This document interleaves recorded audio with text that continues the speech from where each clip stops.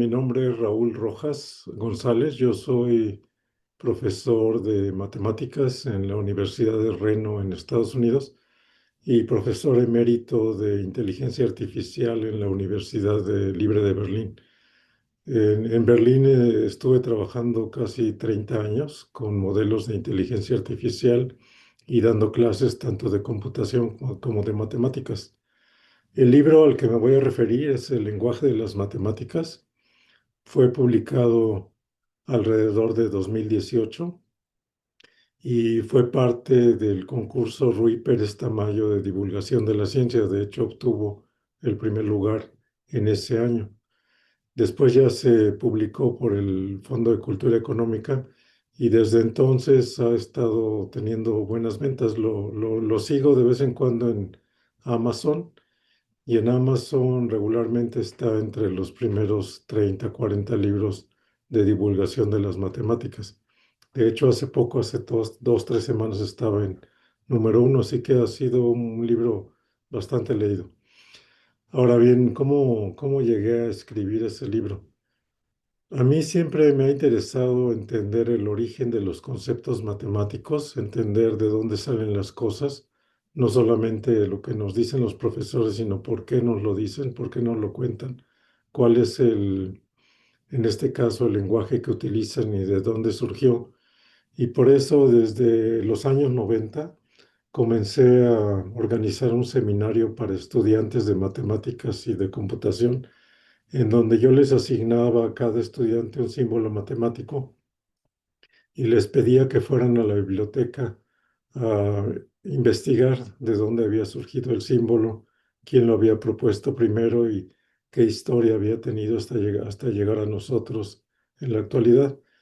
Entonces, con ese seminario regular que yo tenía en la universidad, comencé a escribir una serie de historias basadas alrededor de cada símbolo y poco a poco fue llegando a convertirse en un manuscrito. Así que de alguna manera pensé que lo iba a editar como un libro. El manuscrito era un conjunto de notas en alemán, en inglés y también en español. Así que lo primero que tuve que hacer fue decidirme por un lenguaje inicial para publicar el libro.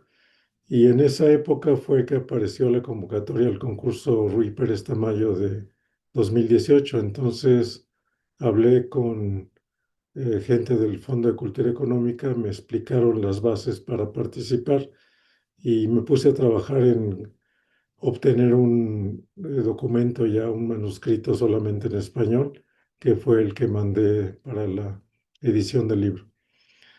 En el libro lo que yo hago es que explico algunos conceptos y algunos símbolos que se utilizan mucho en matemáticas, como por ejemplo el símbolo de adición y subtracción que todo el mundo conoce de la primaria.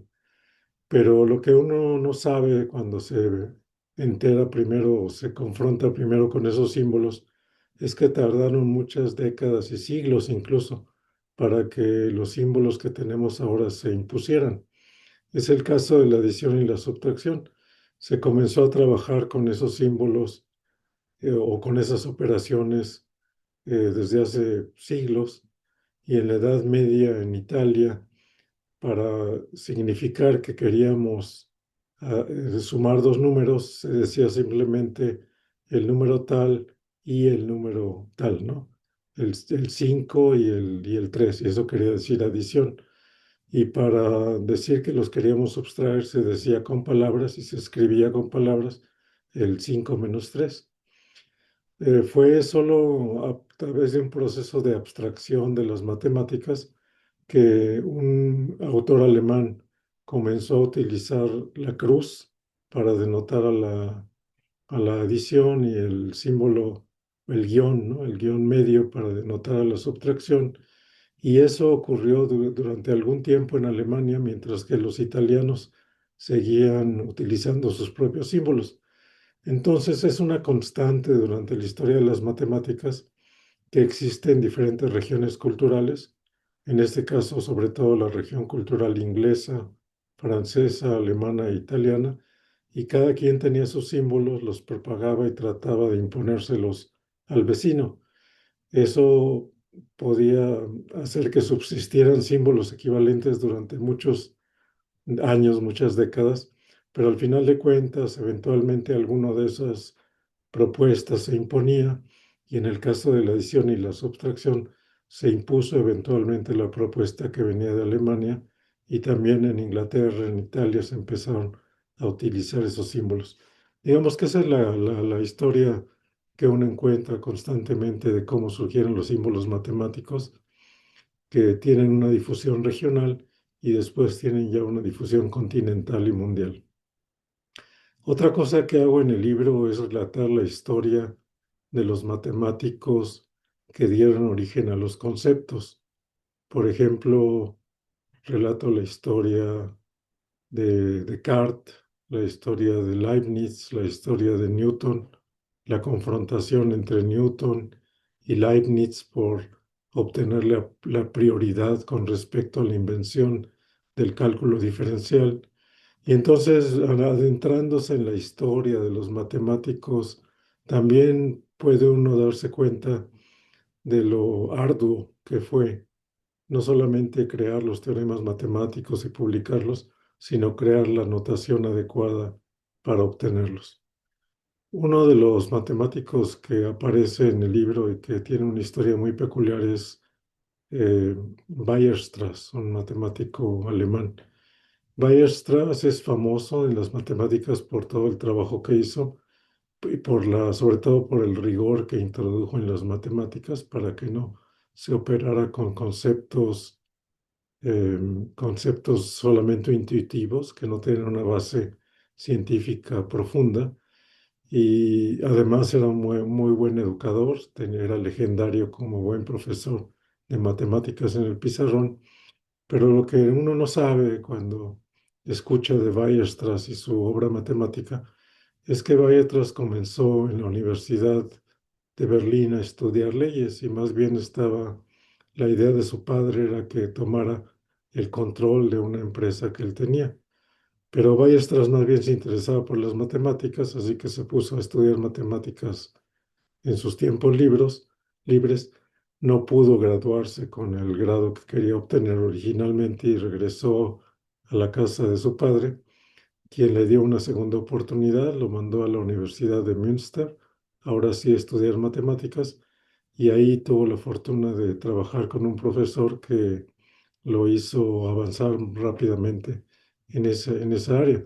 Pero cuando terminó en Münster con su grado, más bien se convirtió en profesor, se fue a trabajar a una escuela preparatoria y ahí estuvo algunos años trabajando en esa escuela preparatoria y como era tan pobre no podía mandar sus manuscritos a la imprenta ni a las revistas, así que tuvo que acumular sus manuscritos durante varios años hasta que tuvo un número importante de resultados y ya el conjunto lo mandó a una revista en Berlín que de inmediato los editores de la revista se dieron cuenta de inmediato que era una nueva estrella en el firmamento matemático y en pocos meses lo nombraron profesor en la Universidad de Berlín sin ni siquiera haber tenido un doctorado.